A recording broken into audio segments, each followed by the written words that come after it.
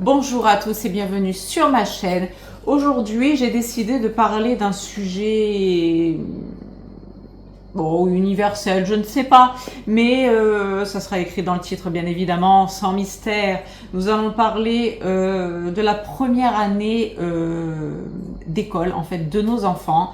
La première entrée dans la grande école maternelle de nos petits bouts de chou.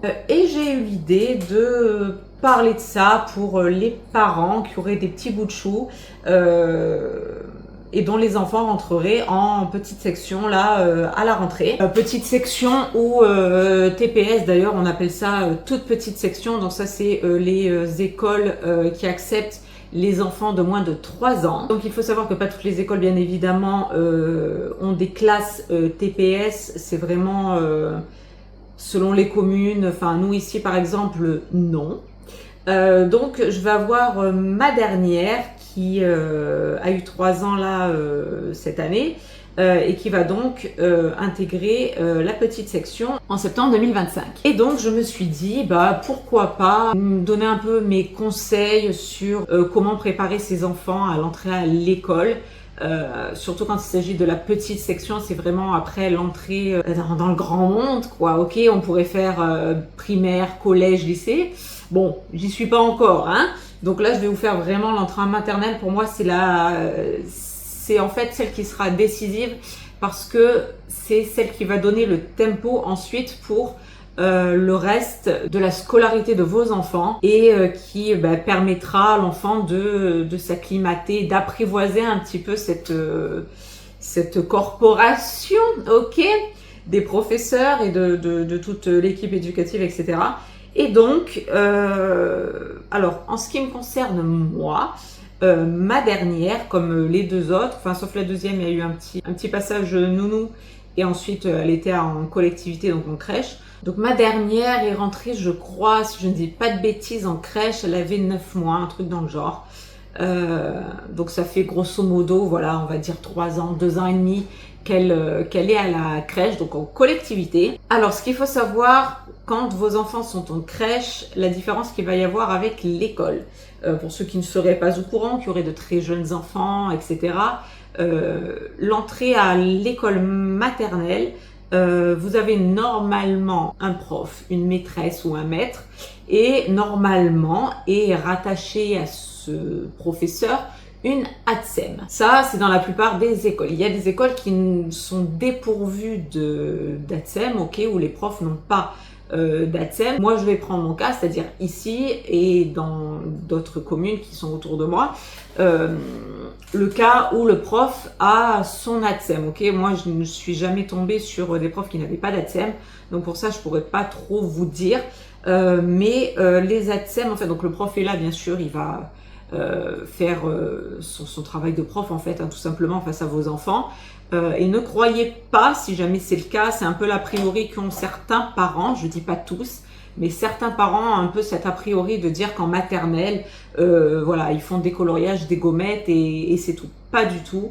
Il y a tout un programme qui est mis en place pour les enfants, selon les périodes, etc. Ils ont un calendrier à suivre, ils ont des compétences à acquérir au fur et à mesure des semaines, au fur et à mesure des mois. Et donc, non, votre enfant ne fait pas rien, même en petite section de maternelle. Il fait des choses, il fait des ateliers. Les enfants apprennent beaucoup par la manipulation d'objets. Ça peut être des briques, des caplas, de la pâte à modeler, de la manipulation fine, type transvasement, ou quelquefois, vous savez, ils doivent reproduire du graphisme en fait pour avoir vraiment, acquérir des gestes qui ensuite vont les amener vers l'écriture après. Donc on va aller du graphisme comme ça pour aller ensuite vers l'écriture. Pareil en ce qui concerne tout ce qui est verbal en fait, quand les profs lisent des histoires, etc. On enrichit un petit peu le vocabulaire, enfin voilà. Il y a plein de choses qui font que votre enfant, quand il va entrer en maternelle, non, ce n'est pas une garderie, ce n'est pas une continuité de la crèche, c'est un tout autre rythme et c'est un tout autre apprentissage aussi. Alors, il y a des crèches qui mettent en place des ateliers, une rythmique comme ça dans la journée. Mais bon, voilà, après ça dépend des crèches, des structures, de leur plan commun en gros d'année, ce qu'ils veulent mettre en place pour les enfants, etc. Et en crèche, en tout cas de mes expériences à moi, vous savez, quand vous allez chercher vos enfants, tout ça, le soir, vous avez votre temps avec les personnes, avec le personnel, avec les éducatrices jeunes enfants, tout ça, où ils vous font un petit topo de la journée, voilà le rapport, est-ce qu'il a dormi, de quelle heure à quelle heure, est-ce qu'il a bien mangé, est-ce que tout s'est bien passé, est-ce qu'il s'est pas fait mal, tatati, tatata, il a fait ci, il a fait ça, donc voilà. L'école, c'est pas ça du tout. Vous allez arriver, vous allez venir chercher vos enfants bien évidemment. Selon les écoles, il y en a qui acceptent le fait que les parents entrent dans l'établissement et viennent chercher l'enfant à la porte de la classe. Donc ça, c'est selon les écoles, selon avec l'équipe pédagogique, que ceux qui se seront dit, etc. Ou alors, ça sera récupération de l'enfant au portail. Tout simplement par rapport au plan Vigipirate, etc. On n'a plus l'accès libre comme ça dans les écoles, comme ça se faisait avant, où on pouvait rentrer en tout cas beaucoup plus facilement avec son enfant, etc. Généralement, petite section, on voit assez fréquemment les parents qui ont l'autorisation d'entrer, d'aller jusqu'à la classe de l'enfant et de récupérer son enfant. Voilà, pas tout le monde le fait, mais ça peut arriver. Et là, donc vous avez, voilà, le prof peut vous dire un mot sur la journée, etc. Mais vous n'aurez pas le même débrief que ce que vous avez à la crèche. Parce qu'à la crèche, c'est au compte-gouttes en fait. Il y en a un qui va arriver à telle heure, l'autre à telle heure, l'autre 5 minutes après, 10 minutes après, un quart d'heure après. À l'école, c'est 4h30 et après, c'est périscolaire. Donc on a une masse de parents qui viennent chercher leurs enfants à 4h30. Donc le prof ne peut pas décemment faire un rapport complet sur l'enfant, sur chaque enfant et dire ce qui s'est passé, etc. Alors il vous donnera toujours normalement des indications sur la journée, ça s'est bien passé. Vous pouvez aussi le demander si tout s'est bien passé, etc., etc. Mais c'est vrai que vous aurez peut-être moins, après c'est selon les expériences. Moi je sais que dans les crèches, on a toujours eu ce rapport quand même avec les éducs où on avait toujours le rapport de la journée de notre fille. Et à l'école, c'est pas du tout la même chose.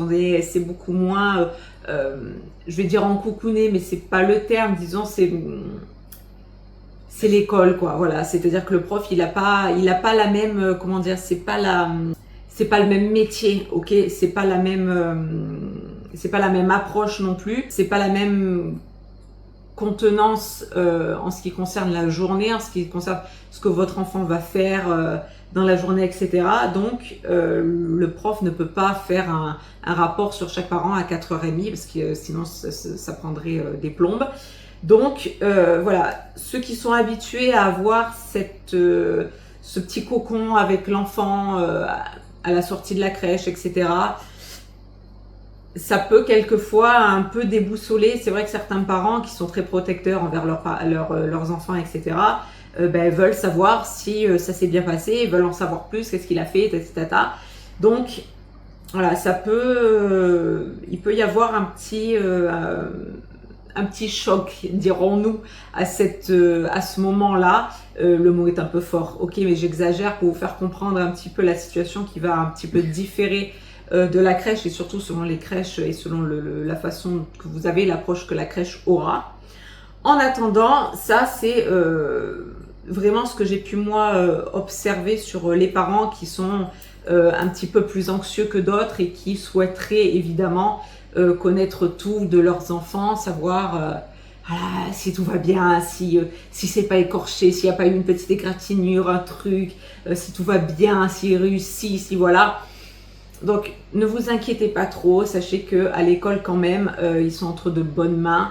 Il y a toute une équipe éducative autour, ils ne sont pas lâchés comme ça. Voilà, ne vous en faites pas là-dessus. En revanche, vous, votre rôle, ça sera quoi en fait? Ça sera d'accompagner en fait votre enfant, c'est ça en fait tout le sujet de cette vidéo. Même si j'ai déjà beaucoup développé, enfin beaucoup parlé, n'est-ce pas? C'est en fait, vous, votre rôle, ça sera d'accompagner votre enfant avant cette entrée en fait en petite section. Donc si l'enfant c'est genre l'aîné de la famille, que vous n'avez pas d'exemple à côté qui pourrait suivre, etc., Je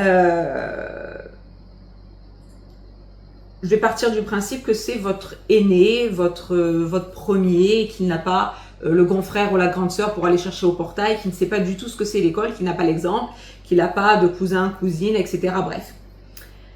Donc là, qu'est-ce qu'il faut faire? Il faut, à mon sens, préparer l'enfant à l'école. À l'école, ça va être un rythme différent, ça va être des horaires bien précises.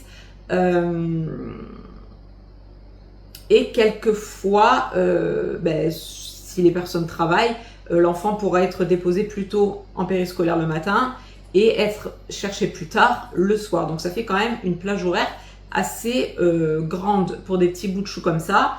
Mais voilà, les parents qui travaillent et qui n'ont pas le choix de leurs horaires, ils n'ont pas le choix, hein. Ok, ils font ce qu'ils peuvent.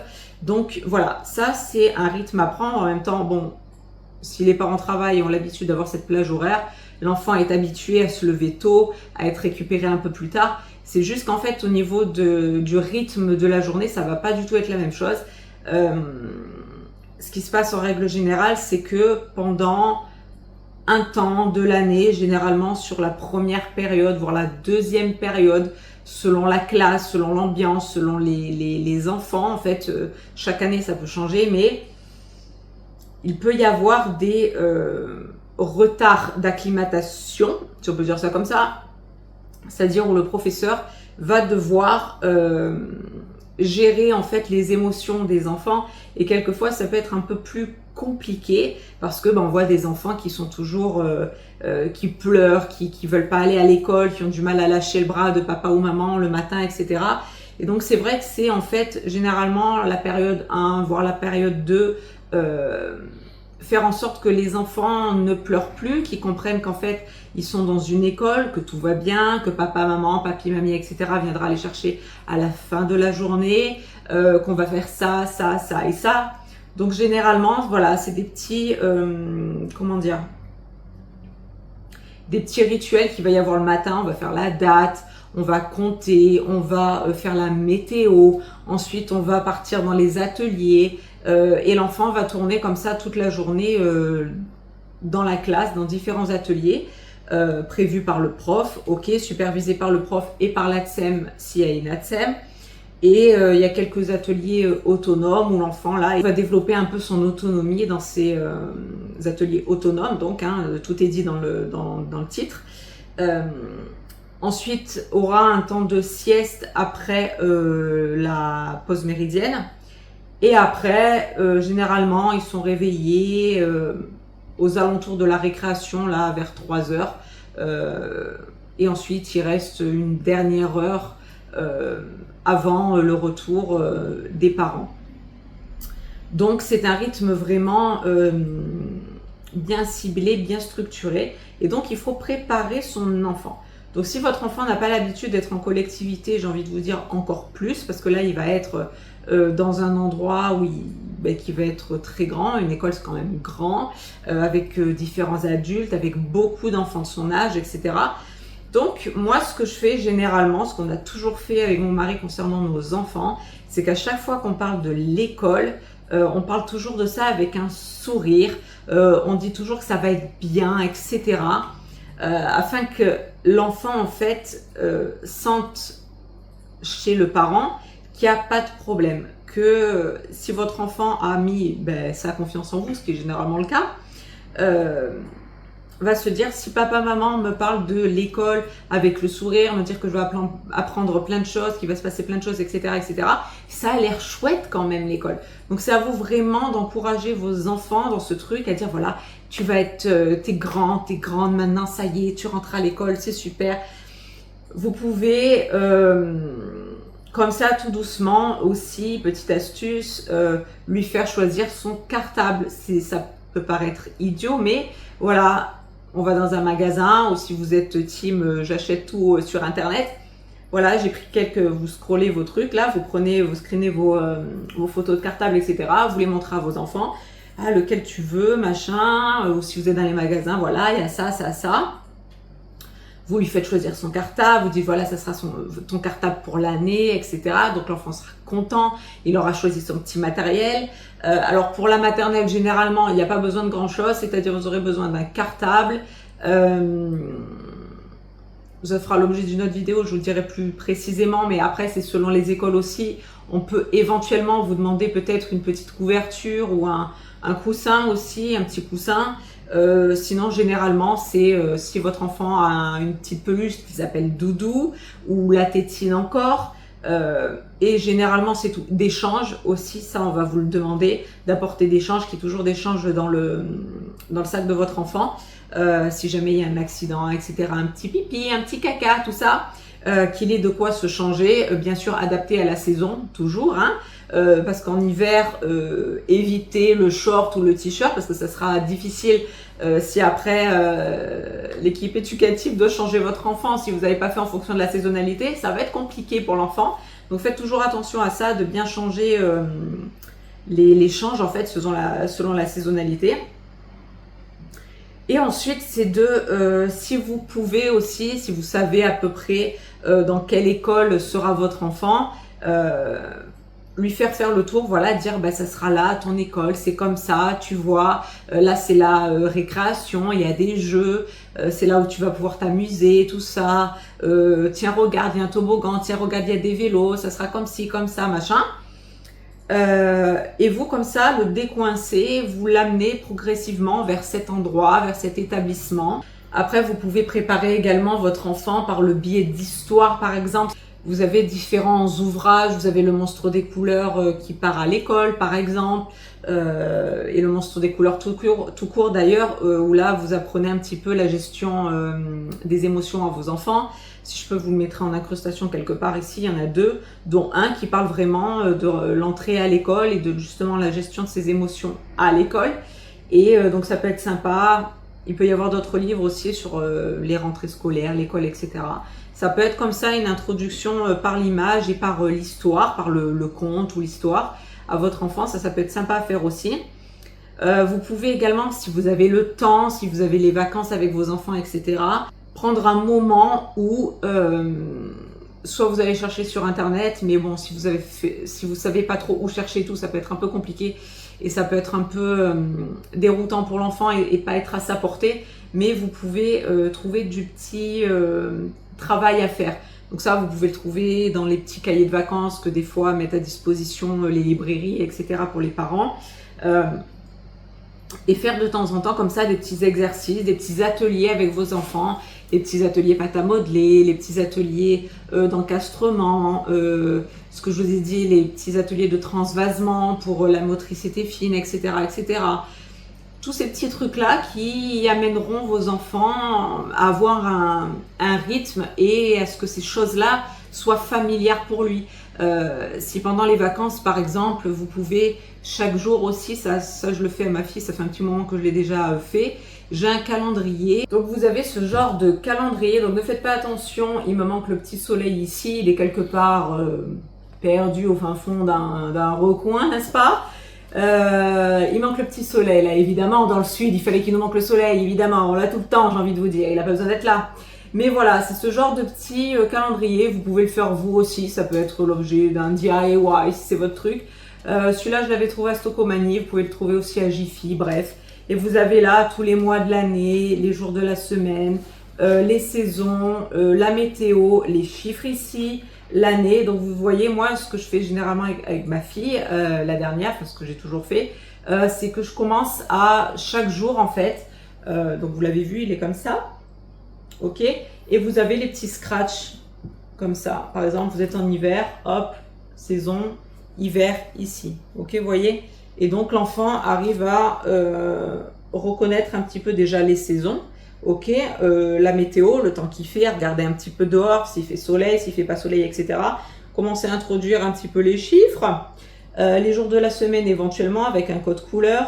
Les mois, ça c'est un petit peu plus compliqué, mais bon. Ça s'intègre aussi assez facilement. Et bon, l'année. Et donc, ça, c'est vrai que c'est quelque chose que je fais déjà depuis quelques mois avec ma dernière. où en fait je lui propose de faire chaque jour en fait la date avec la météo, tout ça c'est notre petit rituel. Quand on n'a pas le temps de le faire le matin, parce que le matin tout le monde va travailler, etc. C'est généralement le soir, on prend le temps, alors quel jour on est aujourd'hui, on change, le jour de la semaine. Pareil, vous avez les comptines aussi pour les jours de la semaine, vous avez les comptines pour les chiffres aussi, que vous pouvez leur faire apprendre. Donc ça, pareil, ça fait intégrer les jours de la semaine, les différents chiffres. Donc voilà, l'enfant commence un petit peu à se repérer. D'expliquer aussi qu'il y a un jour dans la semaine où il n'y a pas école, le mercredi, le samedi, dimanche aussi, c'est le week-end, on est à la maison, il n'y a pas école. Donc là, moi, c'est un petit peu tout bariolé, mais si vous le faites vous, par exemple, vous faites un code couleur pour les jours de semaine école et un code couleur pour les jours de semaine à la maison, par exemple, ou au péri, s'il va au péri le mercredi, par exemple. Et donc comme ça, l'enfant repère par l'image la semaine, comment elle se déroule, etc., etc. Et ça lui permet de se repérer aussi dans le temps. Et ça lui permettra aussi d'être présent et d'être là et de communiquer, de participer à ces petits rituels que généralement tous les profs font en maternelle. Voilà, c'est la date, c'est le petit rituel en fait quand on arrive, on se pose, etc. Il y en a qui chantent une petite chanson, donc il y a toujours le passage aux toilettes, etc. Ensuite il y a éventuellement une petite chanson, tout ça, on se met tous au regroupement et tout, et là attaque les rituels. Et après le rituel va un petit peu se complexifier au fur et à mesure de l'année, c'est-à-dire que l'enfant va intégrer donc les jours de la semaine, les chiffres, on va écrire, ensuite on va compter, alors généralement c'est pas les présents, c'est plutôt les absents, parce que voilà, ça compte jusqu'à un certain chiffre en petite section, ensuite en moyenne section, et ensuite en grande section. Donc c'est beaucoup plus facile. Normalement, il y a très peu d'absents, donc c'est plus facile de dire il y a X et Y qui sont pas là, donc ça fait 1, 2, 3 absents aujourd'hui. Ok, très bien, tati tata. Voilà un petit peu comment ça se passe. Donc essayez de commencer à familiariser votre enfant à tout ça. Ça c'est vraiment pour la structure de l'école, comment ça se passe.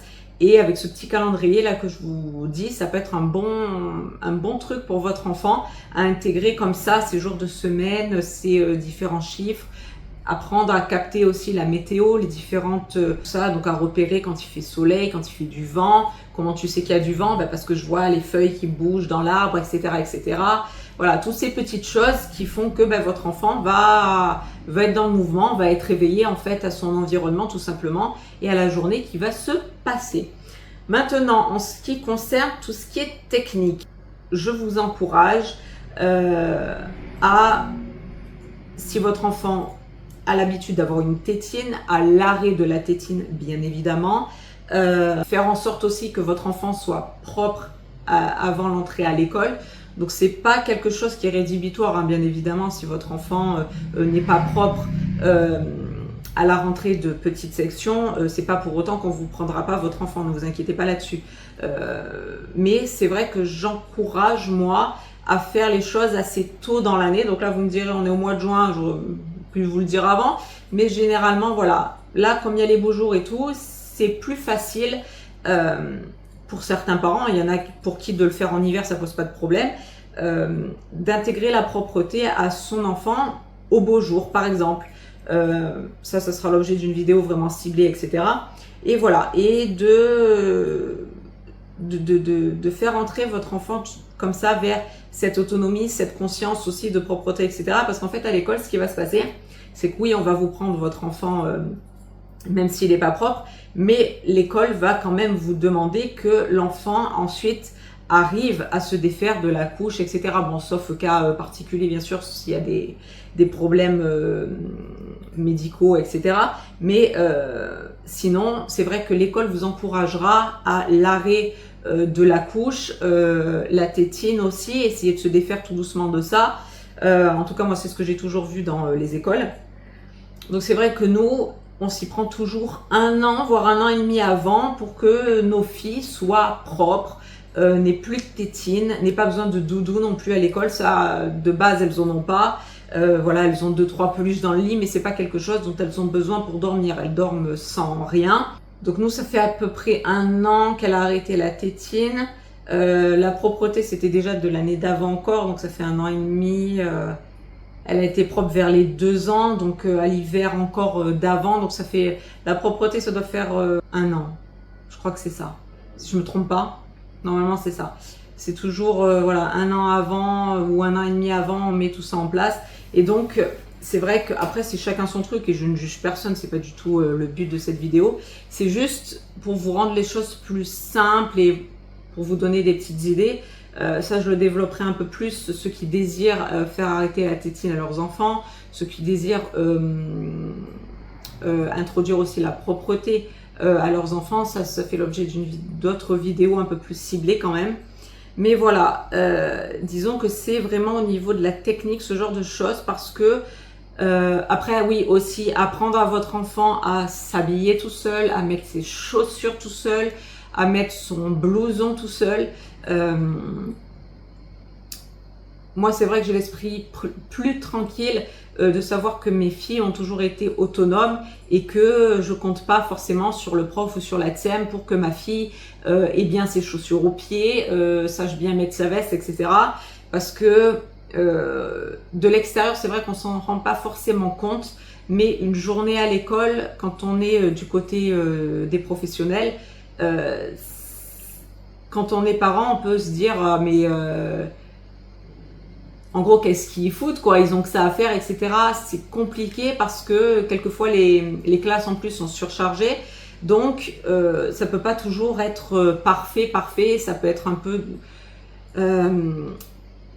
disons que plus votre enfant est autonome, plus ça sera facile pour lui en fait. En gros, pour moi, de mon point de vue, c'est vrai que j'ai toujours préféré rendre mes enfants autonomes avant, sans les brusquer ou quoi que ce soit, mais leur expliquer que maintenant elles sont grandes, qu'elles savent mettre leurs chaussures. Alors bien sûr, vous pouvez intégrer les chaussures, c'est généralement les chaussures à scratch. Les lacets, c'est un peu compliqué, mais il y en a qui arrivent très bien à le faire aussi.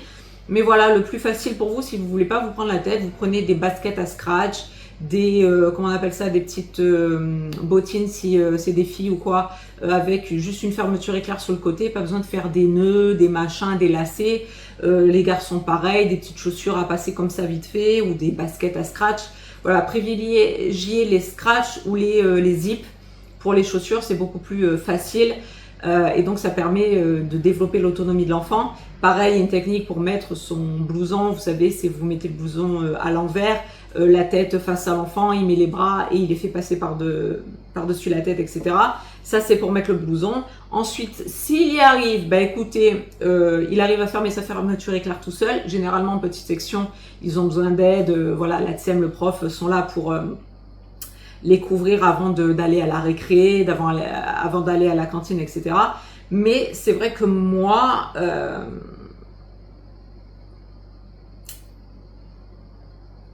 alors étant donné que j'ai confiance en personne, je vais le dire, je vois pas pourquoi je me cacherais derrière vocabulaire, de base, j'ai confiance en personne. Donc, je place ma confiance à 100% envers mes filles. Donc c'est vrai que si je sais que ma fille est propre, qu'elle a plus besoin de tétine, parce que nous, effectivement, on a mis la tétine à nos enfants des bébés. Donc ensuite, il a fallu l'enlever. Ok, ça a été un choix de notre part. Et ensuite, il faut prendre ses responsabilités.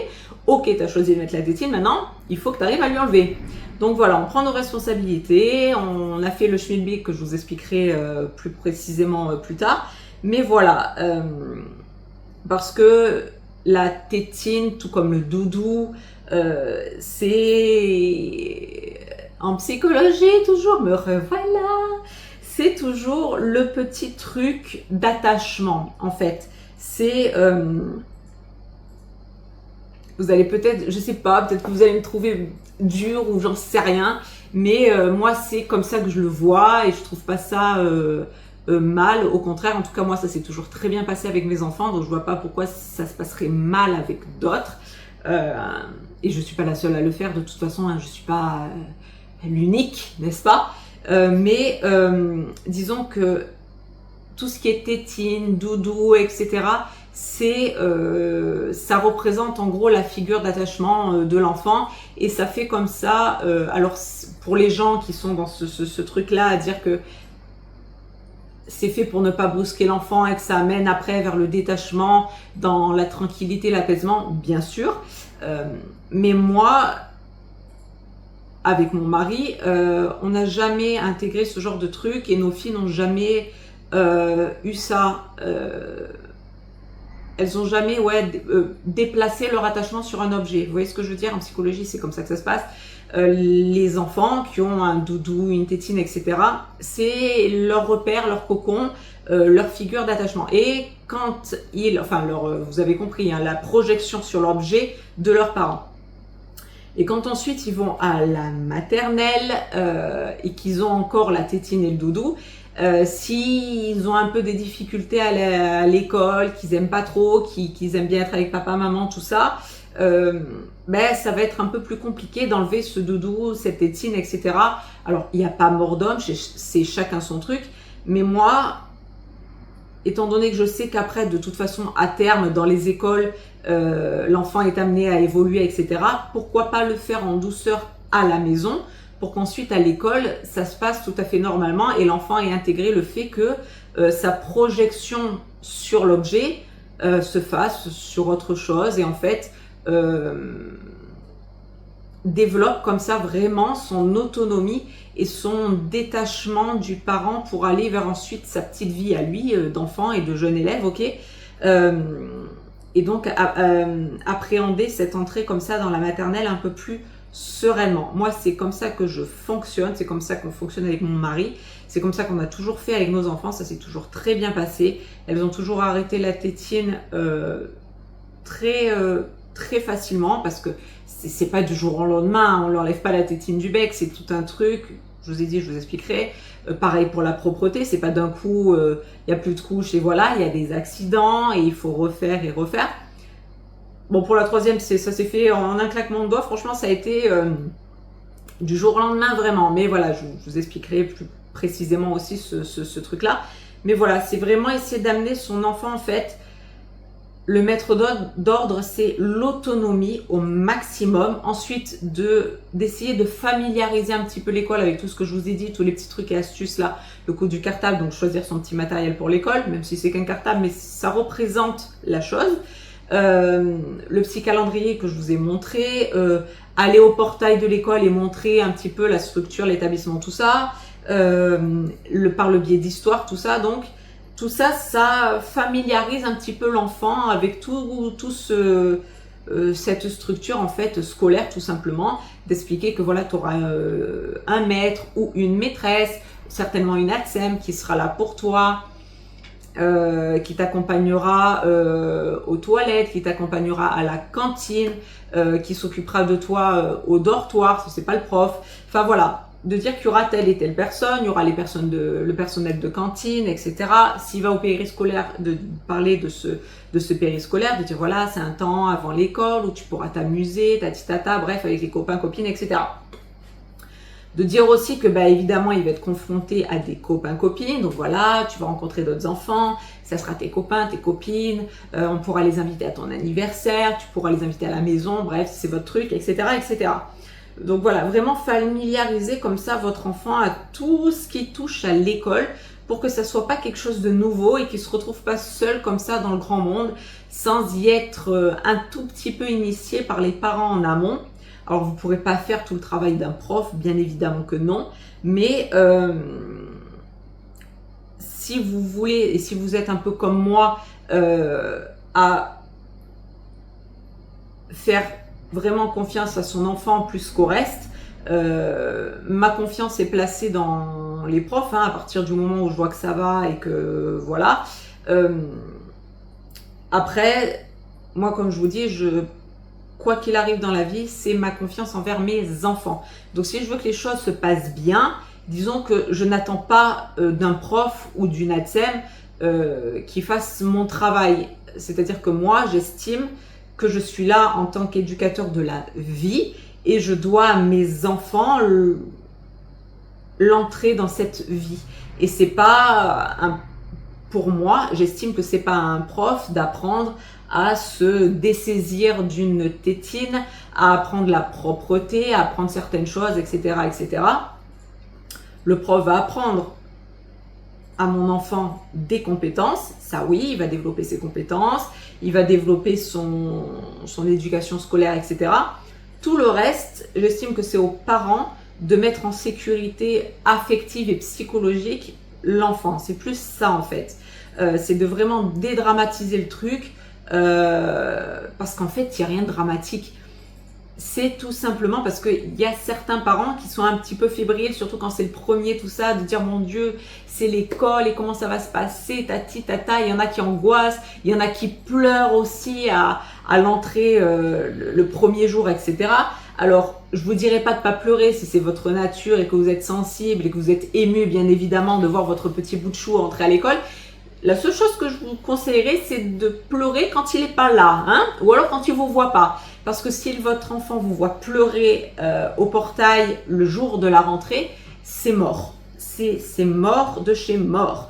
Parce qu'il va voir que maman ou papa pleure, donc il va se dire « Oh, maman, papa pleure, oh, donc danger, tristesse, ça va pas. Donc, non, non, non, non, non, moi je veux pas y aller à l'école. » Donc voilà, vous tournez ou vous attendez d'être parti, vous êtes adulte, c'est à vous de prendre sur vous. Et vous montrez surtout pas de larmes à votre enfant, ne faites surtout pas cette erreur. Je l'ai vu plusieurs fois et je vous avoue que les enfants, ce sont déjà d'une des éponges. Leur figure d'attachement, c'est leurs parents. Donc s'ils voient leurs parents pleurer, c'est foutu. Ne faites pas ça. Hein, si vous êtes sensible et que voilà, votre petit bout de chou va à l'école et que c'est plus fort que vous, ne vous retenez pas, mais retenez-vous devant l'enfant. En tout cas, ça c'est vraiment un truc très important, vraiment, si vous voulez que ça se passe bien. Voilà, ne montrez pas des choses négatives ou ne faites pas ressentir quelque chose de négatif, même si c'est pas votre but, mais parce que vous êtes sensible, parce que c'est le petit bout de chou qui grandit, que vous avez une émotion particulière, etc. C'est pas fait pour le négatif, mais du coup l'enfant va le prendre en négatif. Vous comprenez ce que je veux dire? C'est pas du tout un jugement, c'est juste de faire prendre conscience aux parents la projection qu'il peut donner sur son enfant en fait. Donc il faut toujours avoir le smile, parler de l'école, en faire des caisses, dire que ça va être bien, etc., etc. Que quelquefois, être honnête aussi, que voilà, alors peut-être pas trop en mettre dans la tête non plus, mais de dire que tout sera pas forcément parfait. Il y a des choses qui te plairont, il y a des choses qui te plairont moins. C'est pas grave, tu prends comme ça vient, tu t'éclateras un peu plus en X. Et quand ça sera Y, ça te plaira moins, mais c'est pas grave. Essaye, tu verras. Peut-être que tu vas apprendre à apprécier. Et tatati, tatata. Voilà, c'est de vraiment se mettre dans un bon mood pour l'enfant, pour qu'il s'insère comme ça. Et c'est vraiment dans les toutes premières années, même si beaucoup pensent le contraire, c'est vraiment les premières années de scolarisation de votre enfant qui vont faire en fait, qui vont donner le tempo après, tout simplement. Alors je dis pas que si votre enfant pleure, que si votre enfant a du mal à vouloir aller à l'école, que s'il n'est pas propre, s'il a la tétine, etc., etc., ça fera pas de lui quelqu'un de brillant plus tard et tout, pas du tout.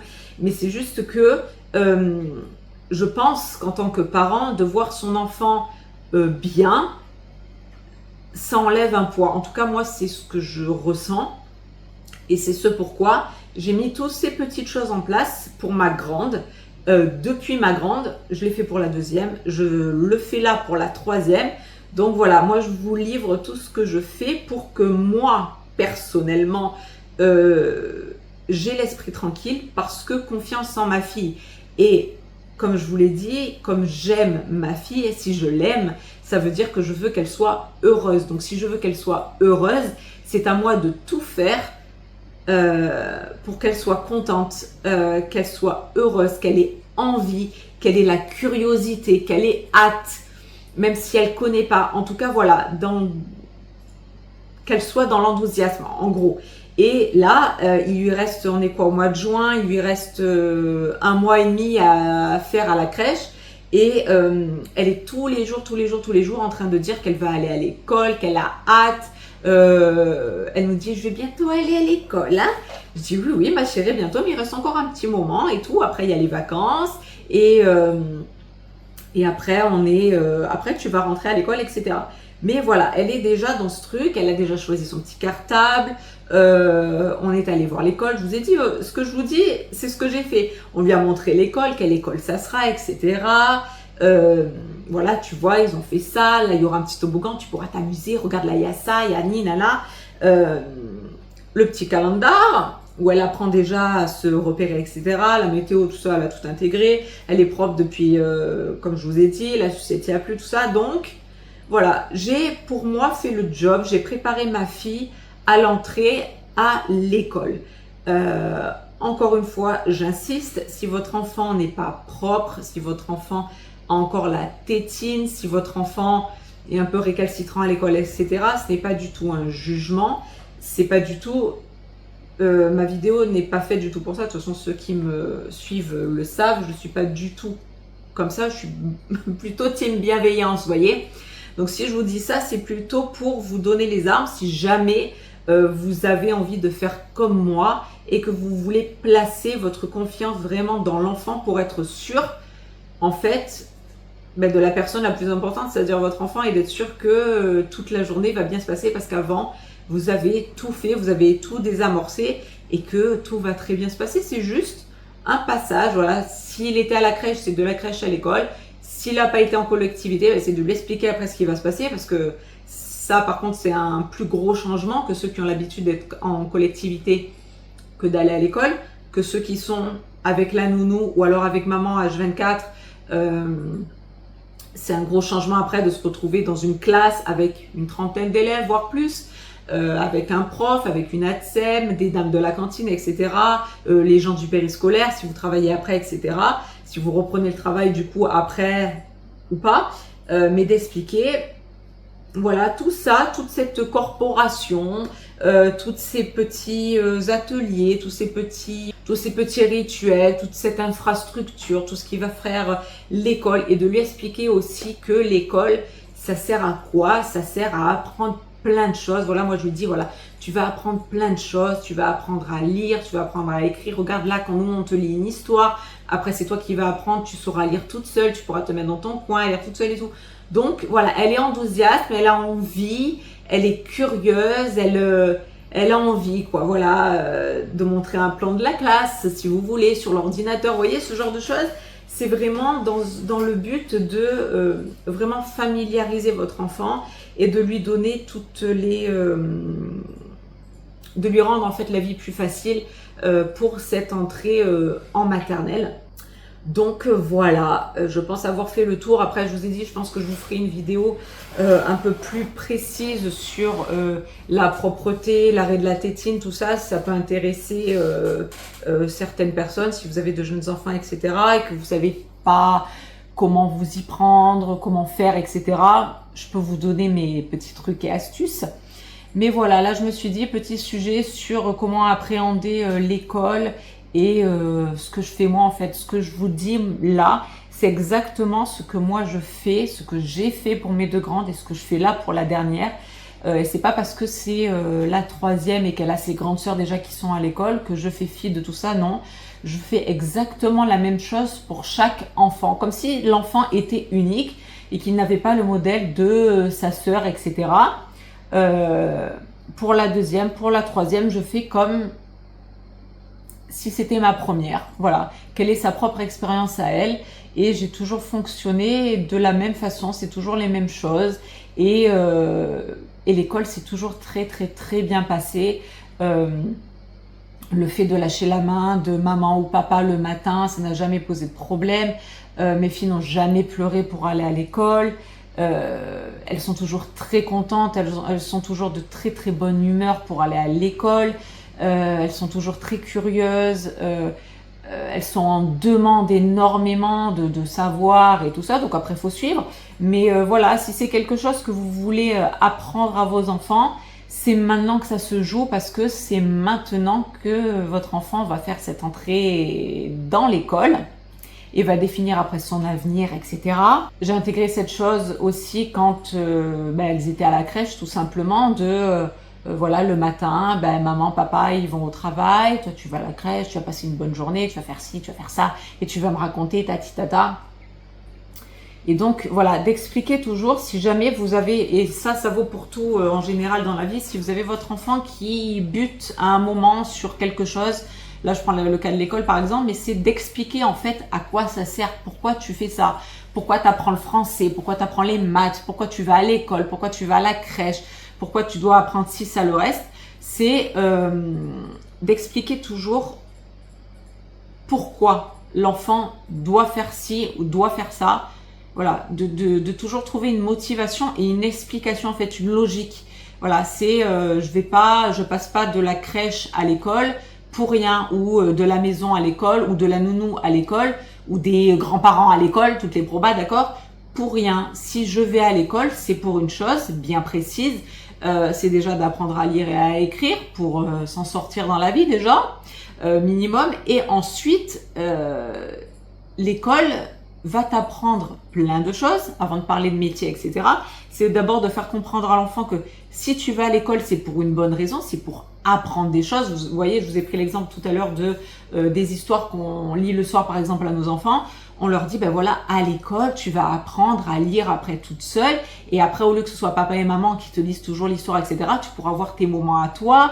Tu pourras aller à la bibliothèque, on choisira des livres que tu auras choisis. Tu pourras te faire un coin de bibliothèque dans ta chambre et tu pourras lire toute seule, etc., etc. Donc voilà, ça c'est un exemple, par exemple, de ce qu'on dit à nos enfants. Et l'école après, c'est de dire, mais voilà, quand elles sont plus grandes, bien sûr, parce que la maternelle, ça va fumer, d'accord? Mais voilà, la maternelle, c'est de dire, voilà, tu vas apprendre des choses pour faire ça, ça, ça et ça, ok? Si c'est pas déjà fait, ben, ça peut te dire, ben, tu vas apprendre à faire des petites mesures avec le bol, le machin, quand ils vont faire des recettes, par exemple, s'ils font des recettes à l'école, et tu pourras aider maman ou papa à cuisiner, tata, si c'est pas déjà fait. Voilà, des petits trucs comme ça que vous pouvez intégrer après dans son habitude de vie. Vous voyez, je dis bien habitude et pas habitude. Ok, vous saisissez la nuance. Les habitudes, ok. C'est vraiment quelque chose de bien précis à définir pour que en fait l'enfant soit familiarisé à ce qu'il va apprendre. C'est-à-dire que ce qu'il va apprendre, il va pouvoir se le réapproprier dans son quotidien de vie. De se dire, ah oui, j'ai appris ça, donc je vais pouvoir faire ça après, à l'extérieur, à la maison, etc. De toujours expliquer que ceci est fait pour cela.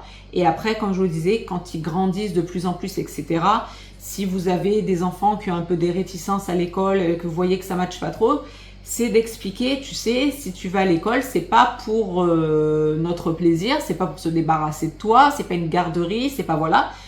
Si tu vas à l'école, c'est pour pouvoir apprendre déjà, c'est déjà une bonne chose d'apprendre, de se nourrir, voilà, de savoir, etc. Mais c'est aussi l'école va te permettre d'accéder à un métier, quel qu'il soit, mais va te permettre d'accéder à un métier. Et donc, l'école va après t'apprendre ce métier.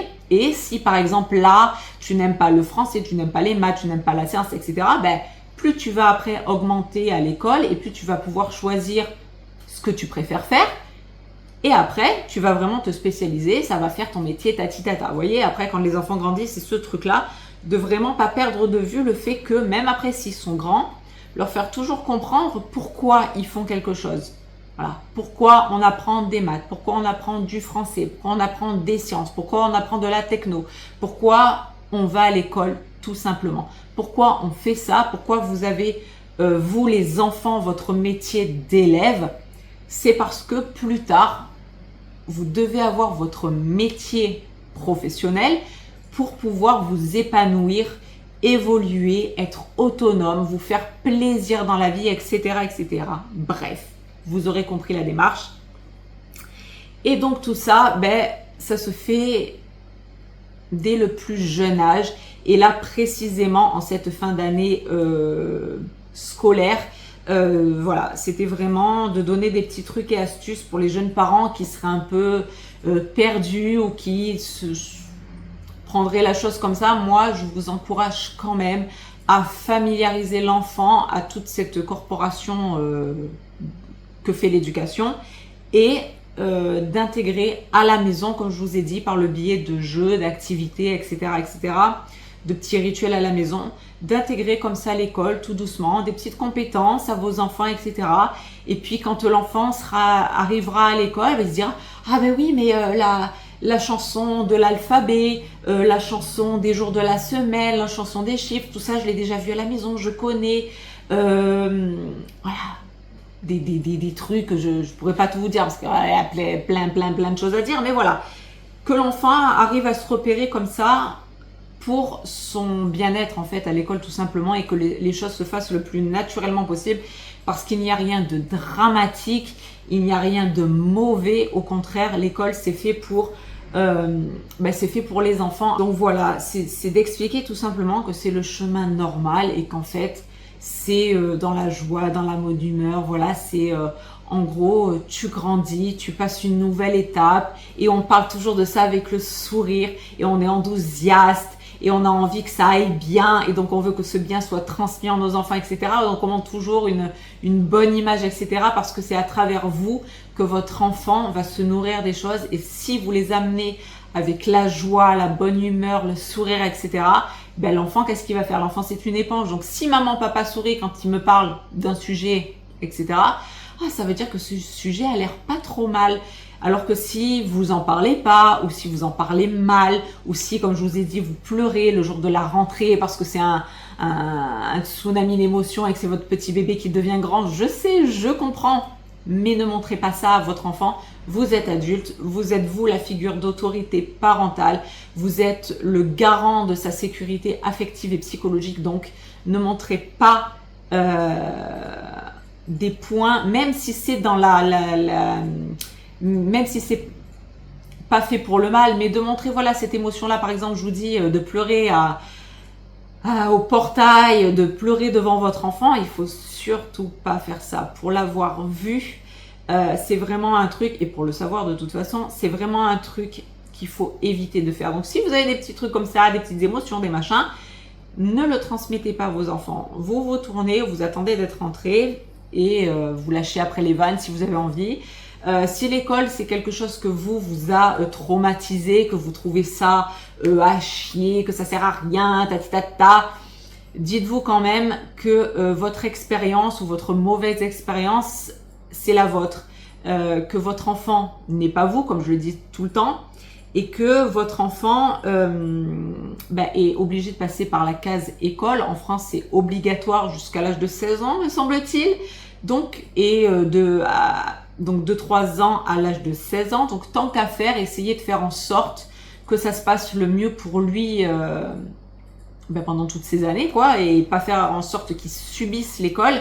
Même si vous avez eu une mauvaise expérience, etc., essayez de transmettre quand même des vibes positives à vos enfants, pour qu'ils n'aient pas la même mésaventure que vous. Par exemple, si c'est votre cas, voilà, essayez de faire en sorte que ça se passe bien. Après, quel que soit le chemin qu'il choisira, que ce soit d'arrêter l'école en 3e et de se former, de continuer, d'aller jusqu'au plus haut des niveaux, etc.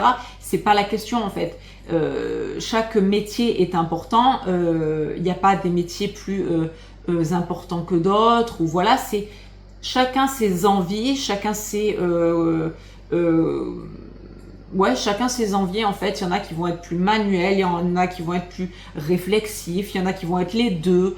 Chaque enfant va trouver sa voie, et c'est de pouvoir leur faire comprendre que à un moment donné, l'école, c'est quelque chose qui va les amener vers leur bonheur en fait.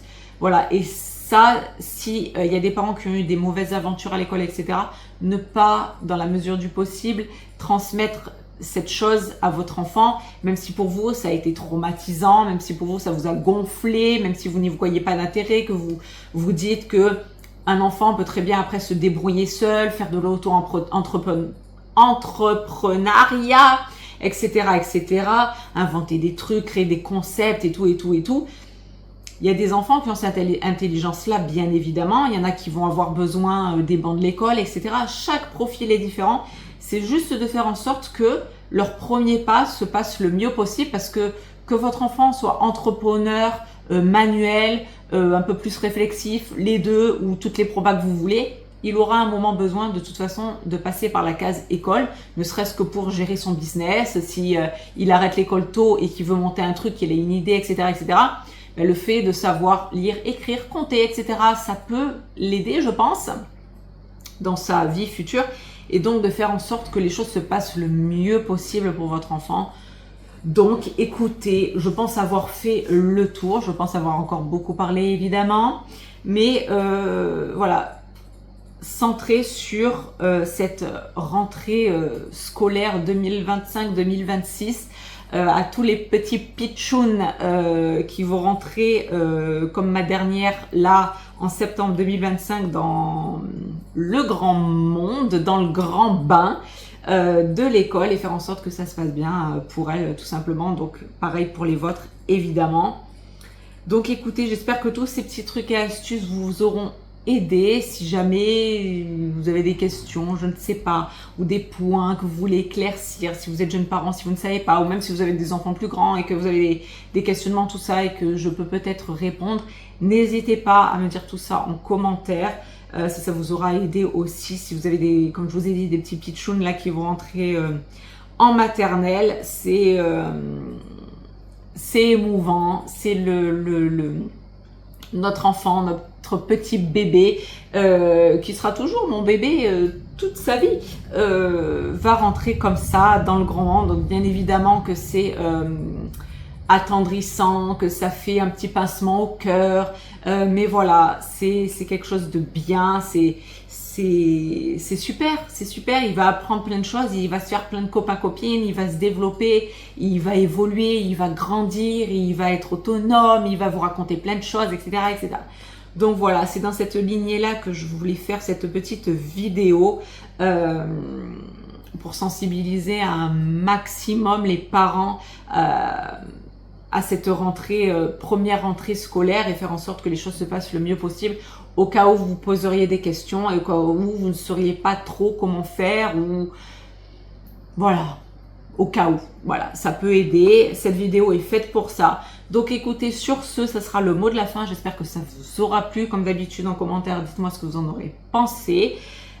Sur ce, écoutez, il y aura d'autres vidéos, mais en attendant, si jamais c'est pas déjà le cas, je souhaite bien évidemment à tous ceux qui sont déjà à l'école une bonne fin d'année scolaire, de bonnes vacances si vous partez à vacances, et au vu de cette vidéo, bien évidemment, une bonne rentrée scolaire ensuite pour le mois de septembre à tous les enfants, que ce soit les plus petits pitchouns ou plus grands qui vont où vous voudrez, collège, lycée, fac, où vous voudrez. Mais voilà, de très bonnes fins d'année scolaire et de très bonnes après rentrée scolaire pour le futur. Donc voilà, ça sera le mot de la fin. J'espère que ça vous aura plu. Je vous fais à tous de très très gros bisous et vous dis à très bientôt pour une prochaine vidéo. Gros bisous à tous, bye bye!